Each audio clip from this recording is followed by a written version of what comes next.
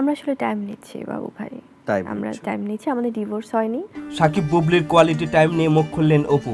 এবার ঈদ উপলক্ষে টিভি অনুষ্ঠানে সাক্ষাৎকার দিয়েছেন বুবলি। এক সাক্ষাৎকারে তিনি বলেন, বুবলি এখনও সাকিব খানের স্ত্রী, তাদের মধ্যে আনুষ্ঠানিক বিচ্ছেদ হয়নি, তবে আলাদা থাকছেন। বিয়ের কথা ভেবে তারা সময় নিচ্ছেন। বুবলি জানান, সাকিবের সঙ্গে রুমে সময় কাটাচ্ছিলেন তিনি। এ সময় জয়কে নিয়ে উপস্থিত হন অপু। বুবলির এমন মন্তব্যে নেট দুনিয়ায় শুরু হয়েছে নতুন জল্পনা। এদিকে বিভিন্ন গণমাধ্যমের খবর শুনে নাকি বিরক্ত সাকিব খান ও অপু। সম্প্রতি গণমাধ্যমে দেওয়া এক সাক্ষাৎকারে অপু বিশ্বাস বলেন, প্রথম রমজানে বুবলির সাথে দেখা হয়, আর সেদিন আগে থেকে জয়কে নিয়ে সাকিব খানের বাসায় ছিলেন অপু। অপরদিকে বুবলি সেদিন সাকিবের বাসায় না এসে অফিসে এসেছিল।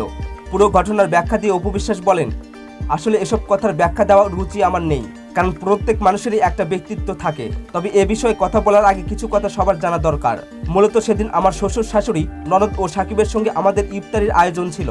যেহেতু এবার রোজায় সাকিব খান ঢাকায় ছিলেন, তো সেভাবে আমাদের আয়োজন করা হয়। ইফতারের পর যতদূর মনে পড়ে, সন্ধ্যা 7টার দিকে সাকিব খান খাবার খাবে বলে অফিস থেকে আমাকে ফোন করে জানায়। আমি এর 30 থেকে 40 মিনিট পর যখন সাকিবের বাসা থেকে সেই খাবারটা নিয়ে অফিসের দিকে যাই, তখনই বুঝে ফেলি সেজাত হয়তো বাবার কাছে এসেছে, কারণ দরজা খুলতেই দেখি বুবলির মেকআপ ম্যান, যে সবসময় সেজাতের টেক কেয়ার করে। তো খাবারটা নিয়ে সাকিবের অফিসে গিয়ে দেখি সেজাতের সঙ্গে তিনিও বসে আছেন। এ সময় আমার ও জয়ের সঙ্গে আমার ননদের মেয়েও ছিল, কিন্তু এটা বুবলি ভিন্নভাবে মিডিয়ায় উপস্থাপন করেছেন। অপু আরও বলেন, ভিতরে গিয়ে দেখি টিভিতে কার্টুন দেখছে শেহজাদ, আর একটি চেয়ারে বসে আছেন তিনি।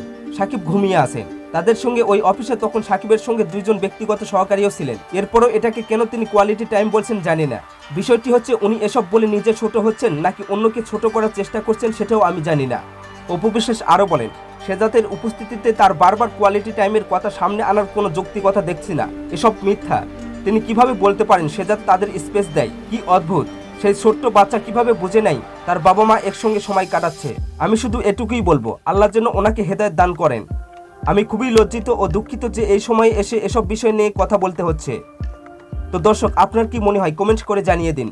ভিডিওটি ভালো লাগলে লাইক দিয়ে আমাদের চ্যানেলটি সাবস্ক্রাইব করুন।